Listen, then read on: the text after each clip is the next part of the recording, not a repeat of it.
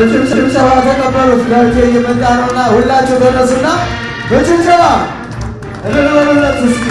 የሀገራችን ጀግና የምናከብረው የምንወደው ጀግና የኢትዮጵያ ልጅ ሁልጊዜ በቃሉ የሚገኝ ወርቅ ኢትዮጵያዊ ነው። እናከብረዋለን፣ እንወደዋለን። አጨብጭቡ እስኪ፣ ሞቅ አድርጉ እስኪ፣ እልል በሉ እስኪ። ሴቶቻችን እልልበሉለት።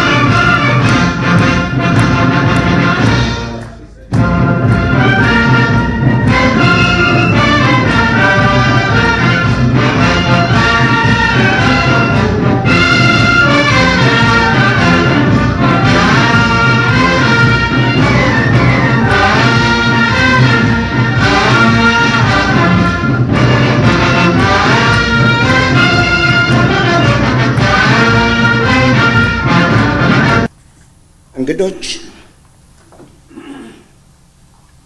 ይህን የዛሬውን ሻለቃ ዳዊት ወልደ ጊዮርጊስን ለማመስገን የተዘጋጀውን መርሃ ግብር ለመምራት ስለታደልኩ እጅግ በጣም ተደስቻለሁ። ለረጅም ጊዜ ስጠብቀው የኖርኩት ጉዳይ ነውና ነው። ደስ የሚለኝ ዳዊትና ሌሎች ወገኖቻችን ለሀገራቸውና ለሕዝባቸው የላቀ አስተዋጽኦ ያበረከቱትን ሁሉ ከማለፋቸው በፊት በሕይወት እያሉ እናክብር የሚለውን ጥሪ ተግባራዊ ማድረግ በመጀመራችን ነው።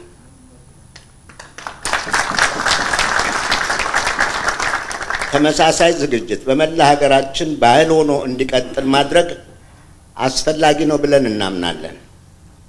ሰው በሕይወት እያለ ሲመሰገንና ሲከበር እርሱንም ቤተሰቡንም በተለይ ልጆቹን ከማስደሰቱም በላይ የእርሱን ፈለግ ተከትለው እንዲያድጉ በከፍተኛ ደረጃ ያበረታታል። ግን ካለፈ በኋላ ለማን እንዴት ምን ጠቀሜታ ይኖረዋል? መልሱ አንድና አንድ ብቻ ነው። እስከ ዛሬ ታሪካዊ የሆኑ ከፍተኛ አስተዋጽኦ ያበረከቱ ሆኖም ቀድመን ሳናመሰግናቸው ያለፉ ብዙ ዜጎች መኖራቸው ሲያስቆጨን፣ ወደፊት ግን ማስቀረት ይኖርብናል ብለን ተነስተናል። የአሰራር ቀደም ሲል እንዳልኩት ባህላችን ይሁን። በመፈክር መልክ አንዴ አብረን እንበለው እንደ እንግዶቻችን ፍቃዳችሁ ከሆነ ተቀበሉኝ። ለኢትዮጵያ ሀገራቸውና ሕዝባቸው እድገት የላቀ አስተዋጽኦ ያበረከቱ ወገኖቻችን ከማለፋቸው በፊት በሕይወት እያሉ ማመስገንና ክብር መስጠት ባህላችን ይሁን። የዛሬው ሻለቃ ዳዊት ወልደ ጊዮርጊስ ወልደ ዮሐንስን ለማመስገንና ክብር ለመስጠት የተዘጋጀው ልዩ መድረክ በዚህ መንፈስ የተዘጋጀና ሌላ ዓላማ እንደሌለው እየገለጽኩ ስለመጣችሁ ከልብ አመሰግናለሁ። ወደ ፕሮግራሞቻችን እንግባ። በቅድሚያ ስለ ዝግጅቱ ዓላማ ከመስተንግዶ ኮሚቴ አቶ ኃይለ ገብርኤል አስረስን ወደ መድረኩ ጋብዛለሁ። አቶ ኃይሌ። አመሰግናለሁ።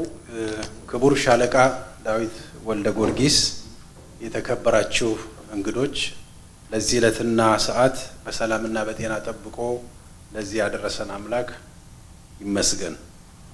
ክቡራትና ክቡራን፣ እንደ እውነቱ ከሆነ ይህ ፕሮግራም ከፍ ሲል እንደ አፍሪካዊ በአህጉር ደረጃ፣ ዝቅ ሲል እንደ ኢትዮጵያዊ በብሔራዊ ደረጃ ሊከበር የሚገባው ዝግጅት በሆነ ነበር።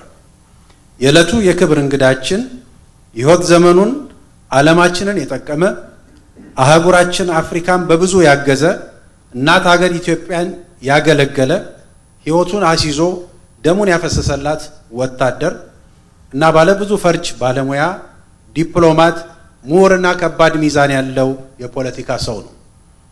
ታላቁ ደራሲ ማሪያ ፑዞ በአንድ ድርሰቱ እንዳስቀመጠው ታላላቅ ሰዎች ከመላእክት ጋር ራሳቸውን የሚያቆራኙት ትልልቅ መስዋዕትነት በመክፈል ነው።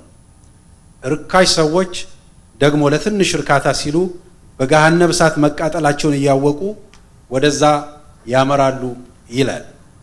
ይህ ጥቅስ ብዙ ቁም ነገሮችን በአጭር የሚገልጽ የጠቢብ ሐሳብ ነው። በሀገራችን ታሪክ ውስጥ ብዙዎች መጥተው ሄደዋል። ዛሬም አሉ፣ ነገም ይኖራሉ። በታሪክ ሂደት ውስጥ ምን አሻራ አኖሩ? ሌጋሲያቸውና ስራ ተግባራቸው ትውልድ የሚማርበት ወይስ የሚያፍርበት የሚለውን ቀሪው ትውልድና ታሪክ የሚመዝነው ሀቅ ነው።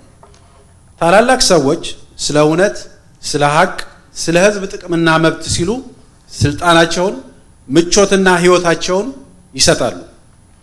ከግል ፍላጎታቸው ይልቅ ብዙሃንን ያስቀድማሉ። በዚህ ጎዳና ከተጓዙት ታሪክ በወርቅ ሚዛን ለክቶ ከፍ ከሚያደርጋቸው ከዋክብቶቻችን አንዱ ዛሬ ልናመሰግነው በመሐከላችን የተገኘው ታላቁ ኢትዮጵያዊ ክቡር ሻለቃ ዳዊት ወልደ ጊዮርጊስ ነው።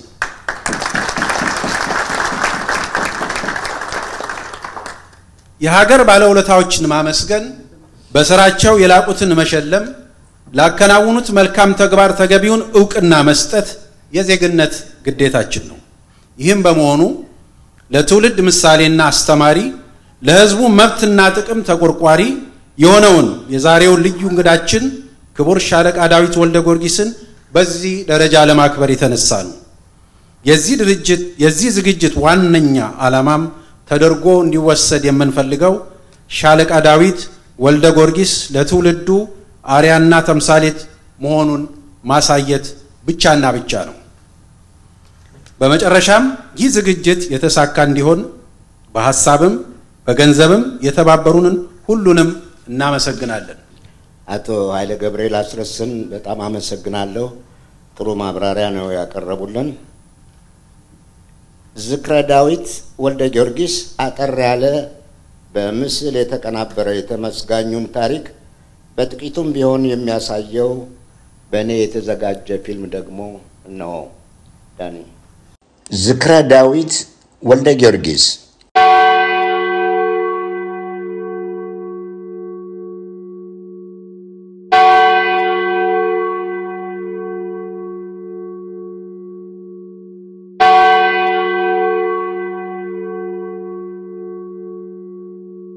ኢትዮጵያ ወጥቼ 13 አፍሪካ ሀገሮች ጦርነት ያለባቸው ሀገሮች 25 ዓመት ሰርቻለሁ።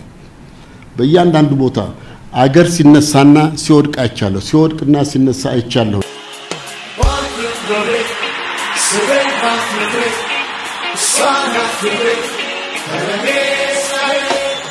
ታሪካዊቷ ኢትዮጵያ ቁጥራቸው እጅግ ብዙ የሆነ ባለሙያዎችን አፍርታለች።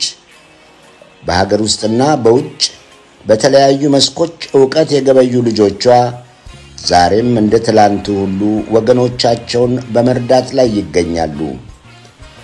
ለውድ ሀገራቸውና ሕዝባቸው እድገት የላቀ አስተዋጽኦ ላበረከቱ ድንቅ ልጆች በሕይወት እያሉ የሚገባቸውን ክብርና ምስጋና መስጠት ደግሞ ኢትዮጵያዊ ባህላችን ሊሆን ይገባል። በዚህም መሰረት ነው ዛሬ ሻለቃ ዳዊት ወልደ ጊዮርጊስን የምናቀርበው። ይህንኑ ዓላማውን ዳዊትን ማስተዋወቅና ማመስገን ላይ ብቻ ያተኮረ አጠር ያለ የቪዲዮ ቅንብር እንድትከታተሉ በታላቅ አክብሮት እንጋብዛለን።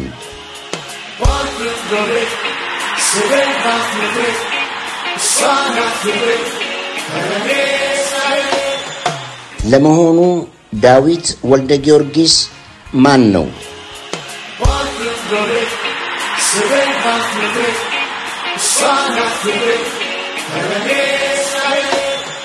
ዳዊት የአንጋፋው ጋዜጠኛ የሊቁ የብላታ ወልደ ጊዮርጊስ ወልደ ዮሐንስና የወይዘሮ ዋካ ድንቄ ልጅ ነው።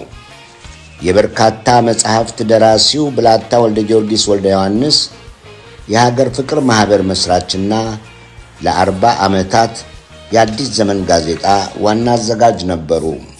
ብሩህ አእምሮ የታደለው ወጣቱ ልጃቸው ዳዊት ወልደ ጊዮርጊስም የመንፈሳዊና ኋላም ዘመናዊ ትምህርት ተከታትሏል። በቅድሚያ በጊዜው በስርዓተ ትምህርት አያያዙ ምስጉን በነበረው የተፈሪ መኮንን ትምህርት ቤት ገብቶ የሁለተኛ ደረጃ ትምህርቱን አጠናቋል። ከቀዳማዊ ኃይለ ሥላሴ ዩኒቨርሲቲ ደግሞ የሕግ ዲግሪ ያለው።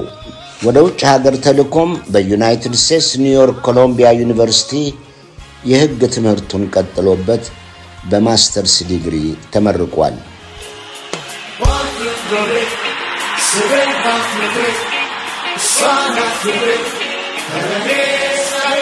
ዳዊት ወልደ ጊዮርጊስ የ1966ቱን አብዮት ተከትሎ ነበር አገሩንና ወገኖቹን ለመርዳት ሲል በዳላስ ቴክሳስ ሲከታተል የነበረውን የዶክትሬት ትምህርቱን አቋርጦ ወደ ኢትዮጵያ ፈጥኖ የበረረው። ያኔም በአብዮቱ አፍላ በቅድሚያ የእድገት በህብረት የዕውቀትና የሥራ ዘመቻን በማስተባበር ከተማሪዎች ጋር ዘምቷል። ገበሬውን ፊደል አስቆጥሯል፣ አንቅቷል። እንደሚታወሰው ያኔ ድርቅ የተከሰተበት ወቅት ነበርና በሚሊዮን የሚገመቱ ወገኖቻችን ለረሃብ ይጋለጣሉ። አጣዳፊ እርዳታ ያስፈልጋቸውን በነበረበት በዚያ ክፉ ጊዜ ዳዊት ከኮሚሽነር ሽመልስ አዱኛ ጋር በምክትልነት ተመድቦ ሰርቷል። በተደረገው አገራዊና ዓለም አቀፍ ርብርቦሽም የብዙዎችን ሕይወት ማትረፍ ተችሏል።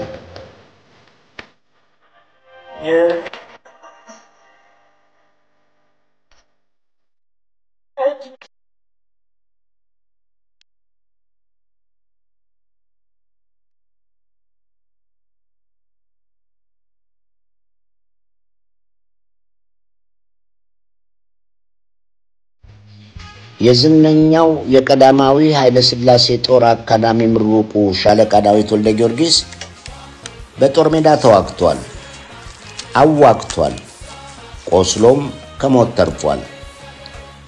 በኤርትራ የጀነራል ተሾመ እርገቱ ልዩ ረዳት የነበረ ሲሆን በኋላም የክፍለ ሀገሩ ዋና አስተዳዳሪ ነበር። በዋና አስተዳዳሪነቱ ወቅት የሰጠውን ብልህ አመራር ዛሬም ድረስ የሚያነሱ ሁሉ እንደሚመሰክሩለት ሻቢያ በወቅቱ ወጣቱን እየመለመለ ወደ በረሃ በገፍ መውሰድ ያልቻለበት ጊዜ ብቻ ሳይሆን ወደ ውጊያ የገቡትም ወደ የቤታቸው መመለስ የጀመሩበት ነበር። የኤርትራን ወጣት ማሰርና ማዋከብ ያብቃ የሚለው የዳዊት ወልደ ጊዮርጊስ ብልህ አመራር ነበር ያንን ለማድረግ ያስቻለው።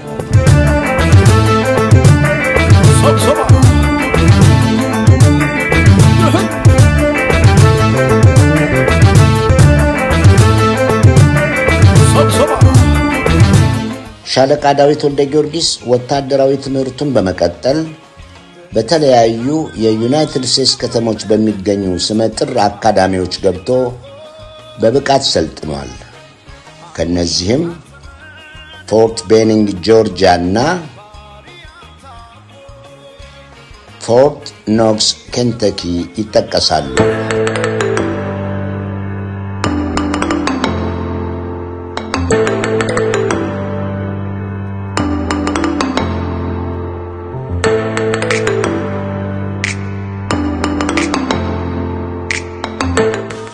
ቀደም ሲል እንደተጠቀሰው ዳዊት ወልደ ጊዮርጊስ በዳላስ ቴክሳስ የዶክትሬት ትምህርቱን አቋርጦ ነበር በ66ቱ አብዮት አፍላ ፈጥኖ ወደ ሀገሩ የተመለሰው።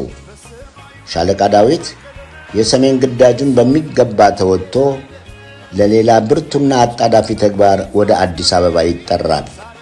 ያም እንደ አውሮፓውያን ዘመን አቆጣጠር በ1984 እና 85 ዓመተ ምህረት በሀገሪቱ የደረሰውን ድርቅና በወገኖች ላይ ያስከተለውን መጠነ ሰፊ የረሃብ ስጋት ለመከላከል ነበር። በዚህኛው ተልእኮውም በእርዳታ ማስተባበሪያና ማቋቋሚያ ኮሚሽን በዋና ኮሚሽነርነት ተመድቦ ከፍተኛ ስኬት አስመዝግቧል። እድሜ በወቅቱ አብረውት ለተሰለፉና የወገኖቻቸውን ችግር ለማስወገድ በቅንነትና በቆራጥነት ቀንና ሌሊት ለሰሩ ባልደረቦቹ ይሁንና ብዙ ሺህ ሕይወት ማትረፍ ተችሏል። ኮሚሽነር ዳዊት ወልደ ጊዮርጊስ ወደ ተለያዩ የዓለም ሀገሮች ተሯሩጦም እርዳታ አሰባስቧል። በቦብ ጌልዶፍ አስተባባሪነት የተዘጋጀውና ታዋቂው የዘመኑ የዓለም ኮከብ አርቲስቶች የተሳተፉበት ላይቭ ኤድ ፕሮግራም እዚህ ላይ ሊጠቀስ ይገባል። We are the world መላውን ዓለም አነቃንቋል ቢባል ማጋነን አይሆንም።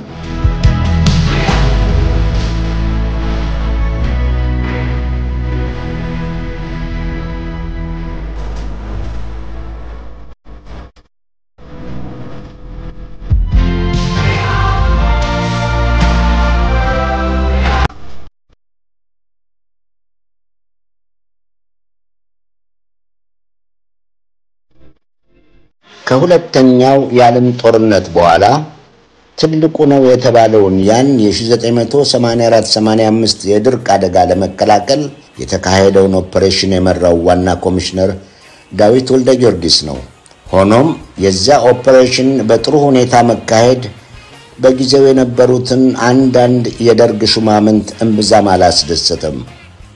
ያ በአብላጫው በቅናት ላይ የተመሰረተ ጥላቻ ከጊዜ ወደ ጊዜ እያየለም ሄዶ ከርዕሰ ብሔሩ በቀጥታ ማስፈራሪያና ማስጠንቀቂያ ጭምር የተሰጠው ጊዜም እንደነበር ታውቋል። መንግስታዊ ጫናው ቢበዛበት ነበር ዳዊት ወልደ ጊዮርጊስ አገሩን ትቶ በአሜሪካ የፖለቲካ ጥገኝነት ጠይቆ ለስደት የበቃው። ሌላ ምርጫም እንዳልነበረው ይናገራል። ዳዊት ወልደ ጊዮርጊስ ጠንካራ ሞራል ያለው ሰው ነው። የስደት ኑሮውን በዩናይትድ ስቴትስ እንደጀመረም ኒው ጀርሲ በሚገኘው የፕሪንስተን ዩኒቨርሲቲ ሪሰርች ፌሎ እያለ ነው ሬድ ቲርስ የተባለውን መጽሐፉን ለንባብ ያበቃው። ሬድ ቲርስ የደም እንባ የተሰኘው መጽሐፍ ደርግ የእርዳታ ማሰባሰቡን እንቅስቃሴ በርዕዮተ ዓለም መነጽር በመመልከትና የአብዮቱን ገጽታ ያበላሻል በሚል እምነት ያሳደረውን ተጽዕኖ በዝርዝር ያቀረበ ጽሑፍ ነው ሬድ ቲርስ የዳዊት መጽሐፍ።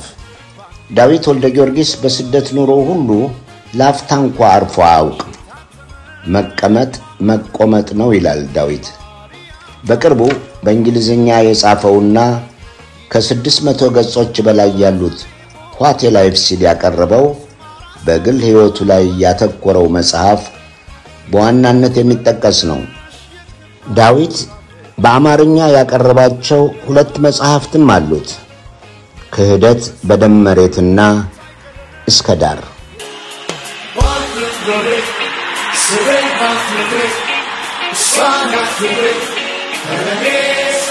ኮሚሽነር ዳዊት ወልደ ጊዮርጊስ እንደ አውሮፓውያን ዘመን አቆጣጠር የ1984 እና 85ቱን በኢትዮጵያ የደረሰ የተፈጥሮ አደጋ ለመቋቋም የሰጠው ብልህ አመራርና የማስተባበር ችሎታ በብዙ የውጭ ሀገር መጽሐፍትና ልዩ ልዩ የጥናት ጽሑፎች በስፋት ተገልጿል።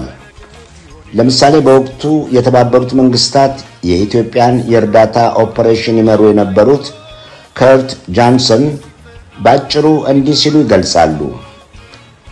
የዳዊት አመራር ባይኖር ኖሮ በረሃብ ሊያልቁ የሚችሉትን የሚሊዮኖች ሕይወት ማትረፍ አይቻልም ነበር። Myself, my generation grew up with intense passion for the country and for the people of Ethiopia. It was extremely difficult to think otherwise. Ethiopia is in my heart, Ethiopia is in my mind. I lived the life with a full sense of Ethiopian history, with a full sense of the culture which I practice, a religion that I practice. በዓለማችን በእርዳታ ስራቸው ስማቸው ደምቆ የሚነገርላቸው ማዘር ቴሬሳ ኋላ ሴንት ቴሬሳ ዳዊት ከኢትዮጵያ ከወጣ በኋላ በላኩት የእጅ ጽሑፋቸው ባጭሩ የሰጡት የምስክርነት ቃል ደግሞ ሌላው ነው። ማዘር ቴሬሳ እንዲህ ነበር ያሉት። ኢትዮጵያ ውስጥ ያ አስከፊ ድርቅና ረሃብ በተከሰተ እጅግ አስቸጋሪ ወቅት ዳዊትን አውቀዋለሁ።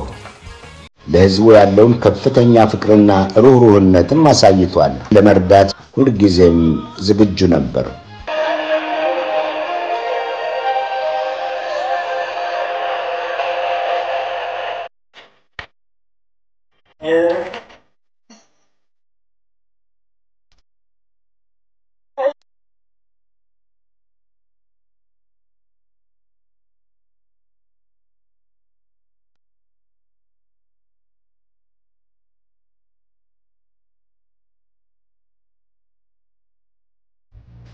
እዚህ ላይ ማህበረሰባችን ሊረዳው የሚገባ አንድ ሀቅ አለ።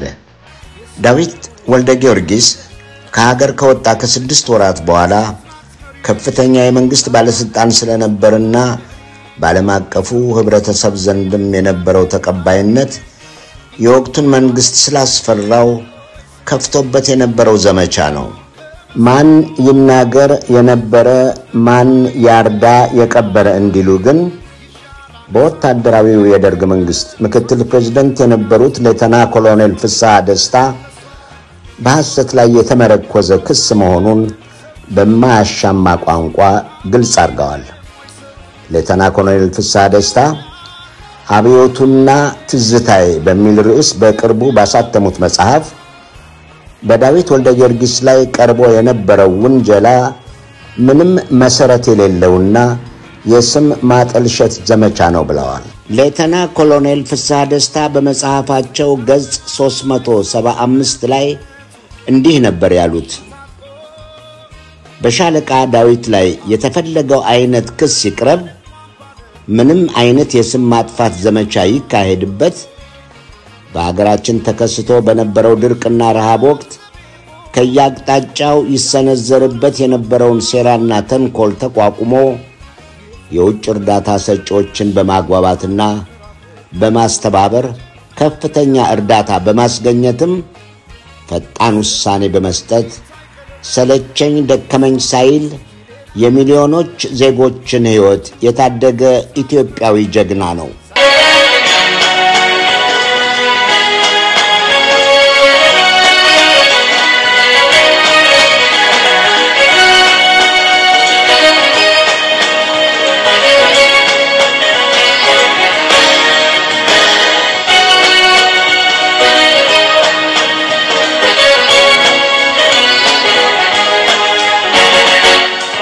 አሁን ሻለቃ ዳዊት ወልደ ጊዮርጊስ በተፈጥሮ ሩህሩህና ሰው አክባሪ ነው። አንደበተ ርቱዕ ተናግሮ የማሳመን ችሎታው የላቀ አንቱ የተባለም ዲፕሎማት ነው። ከ3 ዓመታት በላይ በቆየበት በውጭ ጉዳይ ሚኒስቴር ቋሚ ተጠሪነት ኃላፊነት ወቅት ከብዙ ሀገራት መሪዎች ጋር እየተገናኘ ኢትዮጵያን በሚገባ አስተዋውቋል። በእርዳታ ማስተባበሪያና ማቋቋሚያ ኮሚሽንም ሆነ በውጭ ጉዳይ ሚኒስቴር አብረውት የሰሩ ባልደረቦቹ እንደሚመሰክሩለት ዳዊት ሰርቶ የሚያሰራ ታታሪና ብልህ መሪ ነው። በተባበሩት መንግስታት ድርጅት ውስጥ በአማካሪነት በቀጥታም የተለያዩ ኦፕሬሽኖችን በመምራት በአንጎላ፣ በናሚቢያ፣ በሩዋንዳ፣ በታንዛኒያ፣ በዩጋንዳ፣ በደቡብና ሰሜን ሱዳን፣ በላይቤሪያና በዲሞክራቲክ ሪፐብሊክ ኦፍ ኮንጎ አገልግሏል። I've been in most of African countries for the last 28 years. Yes. I've gone around. Despite the statistics, I see a majority of Africans getting poorer and poorer.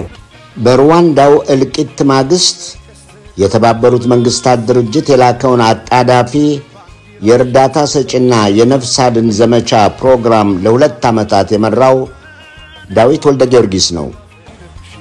ዳዊት በተለያዩ የውጭ ሀገራት ዩኒቨርሲቲዎች ውስጥም በፕሪንስተን ኒው ጀርሲ ቪዚቲንግ ስኮላር፣ በኬፕ ታውን ዩኒቨርሲቲ የአፍሪካ ጥናት ማዕከል ኃላፊ፣ በዋሽንግተን ዲሲ ሲኒየር ፌሎ ዲፌንስ ፎር ዲሞክራሲ፣ በቦስተን ዩኒቨርሲቲ ቪዚቲንግ ስኮላር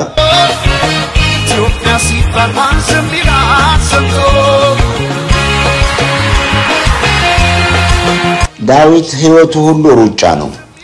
በናሚቢያ ያቋቋመው አፍሪካን ኢንስቲትዩት ፎር ስትራቴጂክ ኤንድ ሴኩሪቲ ስታዲስ ሌላው ነው።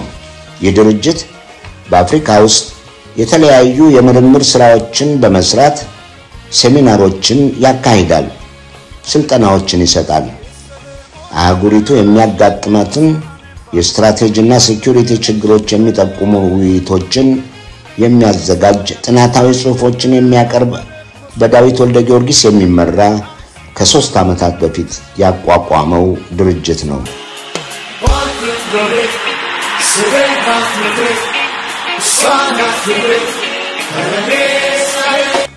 ክቡራትና ክቡራን፣ በመግቢያው ላይ እንደተገለጸው የዚህ ዝግጅት ብቸኛ ዓላማ በሙያቸው ለሀገርና ወገን ይህን መሰሉን ከፍተኛ አስተዋጽኦ ያበረከቱትን የኢትዮጵያ ልጆች በህይወት ያሉ ማመስገንና ክብር መስጠት ነው። ስለተከታተላችሁን እናመሰግናለን።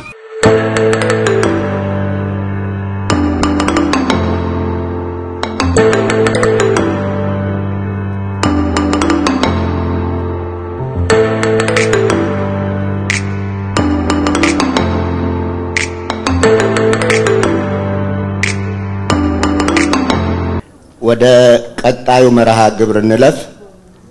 ዶክተር ጌታቸው በጋሻውን አስቀድማለሁ። ዶክተር ጌታቸው በቺካጎ ሃርፐር ኮሌጅ የኢኮኖሚ ፕሮፌሰር ናቸው። ቀረብ ያለ የሥራ ጭምር ትውውቅ አላቸው ከሻለቃ ዳዊት ወልደ ጊዮርጊስ ጋር። ዶክተር ጌታቸው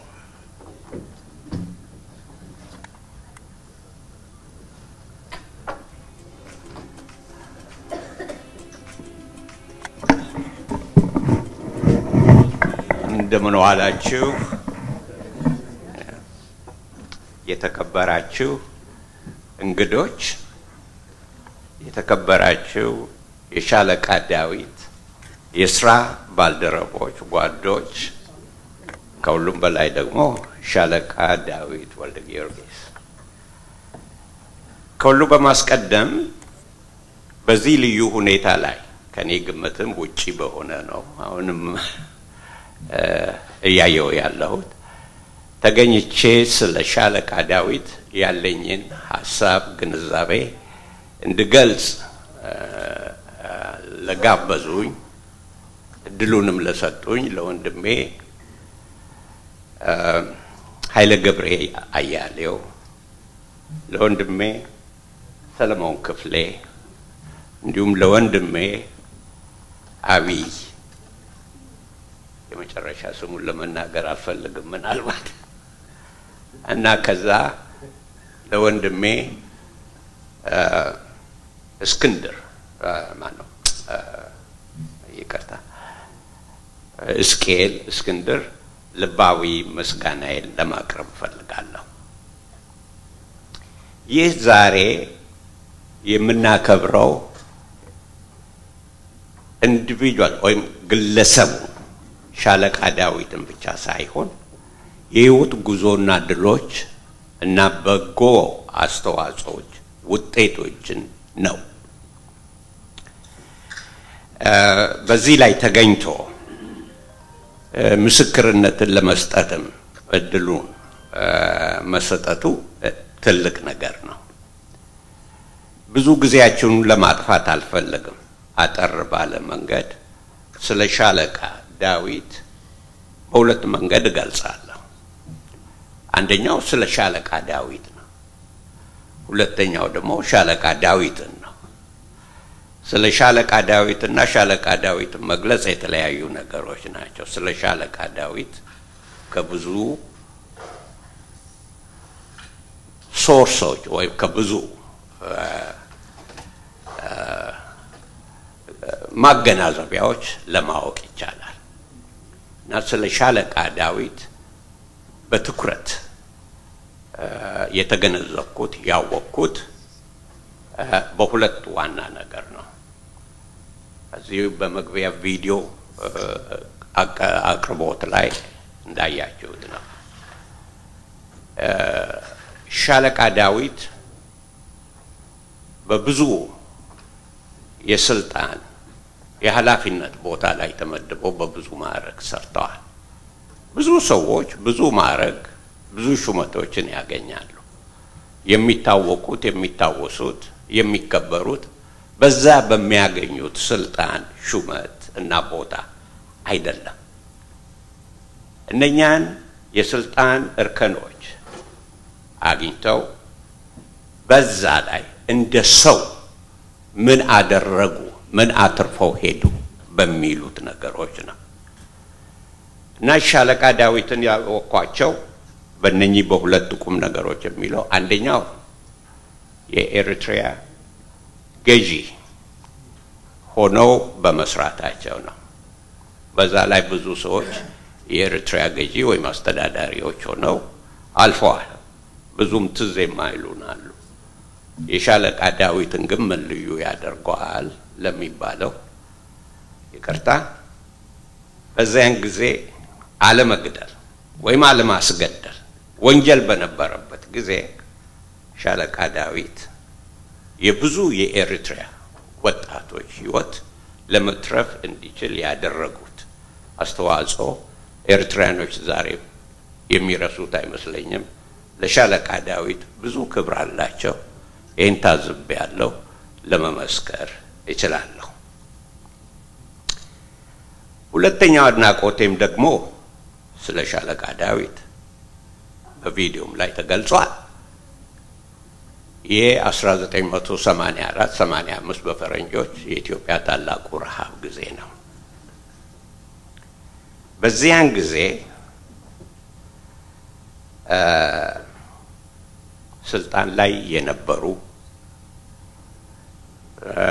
ሰዎች ሁሉ በሚደበቁበት ጊዜ በማይናገሩበት ጊዜ ዓለምን በዝምታ ብቻ በሚመለከትበት ጊዜ ምናልባት አንዳንዶቹም በይሆን ኢትዮጵያን ለማስራብ ለማስቆዳት ከቀዝቃዛው ዓለም ጦርነት ጋር በተያያዘ ምክንያት በሆነበት ጊዜ እናቶቼ አባቶቼ ወንድሞቼ እህቶቼ እያለቁ እየረገፉ ባሉበት ጊዜ እኔ እነኚህን ነገሮች ለራሴ ክብርና ስም ወይም ምንም ብዬ ሳልደብቅ ወጥተው በተለያዩ መድረኮች በተለያዩ ቦታዎች ላይ ሆነው በመግለጽ ዓለም በኢትዮጵያ ረሃብ ላይ እንዲረባረብና ብዙ ነፍሶች እንዲተርፉ ለማድረግ የበቁ ስለመሆናቸው የማዘር ኦፍ ሴንት ቴሬሳ ጽሑፍ ቅድም በቪዲዮ ሰምታችኋል። ከዛ በበለጠ ደረጃ የዓለም መሪዎች የተገነዘቡ እስከ ዛሬ ድረስ የሚመሰክሩ ናቸው። አሁን በቅርብ ጊዜ እንኳን እንደገና እኔ በዚህ በሲኤንኤን ያን ጊዜ እንደገና ተመልሰው እያቀረቡ የሚያሳዩ ቪዲዮዎችን ስንከታተል ነበር እና ታሪክ የማይረሳውን አስተዋጽኦ ሰርተው አልፈዋል። እነኚህ ሁለት ነገሮች ለኔ ትልቅ የሰው መመዘኛ ተግባሮች ትልቅነት የሚያሳዩ ነገሮች በመሆናቸው እንግዲህ እኔ በግል እሳቸውን ከማወቄ በፊት ስለሳቸው አውቅ ነበር ምለው ይሄንን ነው። ከዛ በላይ ግን እኒህ ብርቱ ሰው እስከ ዛሬ ድረስ ስልጣን ላይ በነበሩበት ጊዜ በአገሪቱ ውስጥ ዴሞክራሲ የሰብአዊ መብት መከበር የእኩልነት መስፈን እንዲመጣ ያላሰለሰ ትግል ሲያደርጉ ለዛ በጽሁፍ በንግግር በተግባር ሌሉ ብዙ ያደረጓቸው በነገራችን ላይ ስለሳቸው ታሪክ ተናግሮ ለመጨረስ አባይን በጨልፋ እንደማለት ያህል ነው። ከ600 በላይ የሆነው መጽሐፋቸው ስለዚህ ነው የሚያወራው። እሱን አንብቦ ለረጅም ጊዜ አጥንቶ መረዳት እንጂ በኔ በኩል ይሄንን ለማቅረብ አልችልም። ግን ዋናው ነገር ዛሬም ከትግል አልተለዩም። ትክክለኛውን የትግል መንገድ ደግሞ ለመያዝ ወደ ኋላ አይሉ ግልጽ በሚሆንበት ጊዜ። ስለዚህ ሻለቃ በጣም አከብሮታለሁ። በጣም ረጅም ጊዜ እመኛለሁ።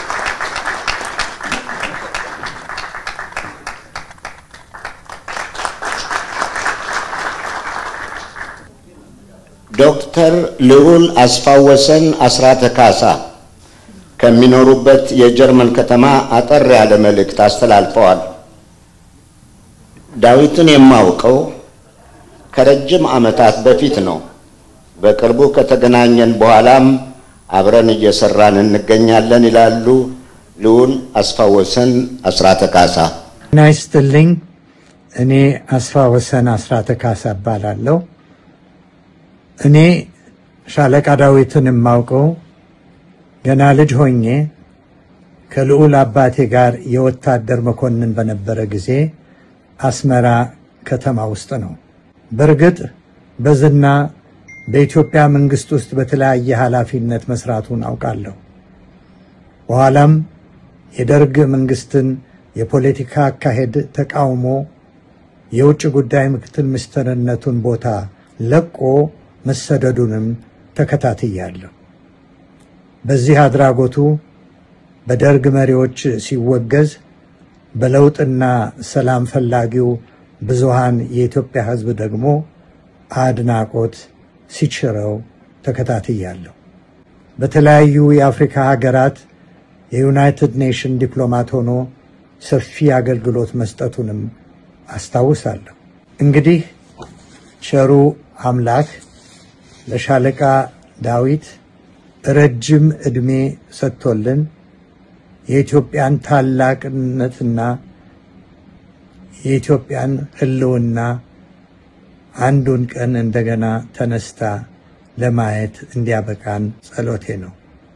ኢትዮጵያችን ነፃነቷን ጠብቃ ለዘላለም ትኑርልን። ጀርመንና እንግሊዝ ይቀራረባሉ መሰለኝ። ለኛ ትንሽ ራቅ ቢሉም ወደ እንግሊዝ ሀገር ስንሻገር የቀድሞውን የኢትዮጵያ ሰራዊት መኮንን ሻለቃ ማሞ ለማን እናገኛለን። የሻለቃ ዳዊትን የውትድርና ህይወት ይተርካሉ። እናድምጣቸው። ሰላም አለቃዬና አስተማሪ ሻለቃ ዳዊት ወልደ ጊዮርጊስ፣ እንኳን ለዚህ ለመመስገን ቀን አበቃ። እንኳን ደስ አለ ጌታዬ። ሻለቃ ማሞ ለማ እባላለሁ። የቀድሞ የኢትዮጵያ ሰራዊት አባል። ከዚህ ሁለተኛዋ ሀገር የሆነ ከምታኖረኝ ከሀገር እንግሊዝ ነው። እንግዲህ እኔና ሻለቃ ዳዊትን የሚያመሳስለን ነገር ቢኖር ሁለታችንም የኢትዮጵያ የቀድሞ ጦር ኃይል ወይም ምድር ጦር ሰራዊት አባል የነበርን እና ሌላው ደግሞ ወታደራዊ አገልግሎታችን ያቆመው በሻለቃ ማዕረግ ላይ እንዳለን መሆኑ ነው። ከዚህ በዘለለ በእድሜም ሆነ በትምህርትና በእውቀት እንዲሁም በአገልግሎት ደረጃ ጨርሶ የማንገናኝና ከአለቃዬና አስተማሪ እጅግ ታናሽና ትንሹ ሰው መሆኔን በተለይ ለማታውቁኝ ሰዎች አስቀድሜ መግለጽ እወዳለሁ። ይህ ሆኖ እያለ አለቃውን አንተ ብሎ እንዲጠራ ሕግ ወታደር በተለይ ወታደር አለቃውን አንተ ብሎ እንዲጠራ ሕግ ባይፈቅድለትም ለእኔ ግን ከራሱ ከሻለቃ ዳዊት በተሰጠኝ ልዩ ፈቃድና መመሪያ መሰረት እነሆ አንተ እያልኩ ስለምጠራው አሁንም አድሬስ የማደርገው በዛው መሰረት መሆኑን እንዲታወቅልኝ እሻለሁ። ሻለቃ ዳዊት ወልደ ጊዮርጊስ ከወጣትነቱ ዕድሜው አንስቶ ሀገሩን በውትድርና ከማገልገል ጀምሮ በኢትዮጵያ ውስጥ ከዝቅተኛ እስከ ከፍተኛ ባሉ የተለያዩ የሥራ ኃላፊነት እርከኖች ላይ ሆኖ ላበረከተው አስተዋጽኦ ከዛም በስደት ዘመኑ ሀገሩን ከልቡና ከአእምሮ ሳያወጣ ለሀገሩና ለዓለም ሀገራት ጭምር ላበረከተው አገልግሎት በእኛ በኢትዮጵያውያን ዘንድ ብዙም ለማይዘወተረው ለመመስገን ጋር መብቃቱ በእጅጉ ያስደስታል። ይህ አይነቱ የሀገር ባለውለታ ተምሳሌ ሰው በሕይወት እያለም መመስገንና መከበር ለተመስጋኙ ብቻ ሳይሆን ከዛም ባሻገር ለሌሎቹም የእሱን ፈለግ ተከትለው ለሀገራቸውና ለሕዝባቸው ተቆርቋሪ በመሆን በጽናት ለሚታገሉ ትልቅ ማበረታቻ ስለሆነ ዝግጅቱን ላስተባበሩትና ለተገበሩት ከፍተኛ ምስጋና እያቀረብኩ አለቃዬንና አስተማሪን ሻለቃ ዳዊትን ረጅም ዕድሜና ጤና እመኝለታለሁ። ሻለቃ ዳዊት ወልደ ጊዮርጊስ ለሀገር ኢትዮጵያና ለሕዝቧ ለሰጠኸው አገልግሎት እናመሰግናለን ጌታዬ።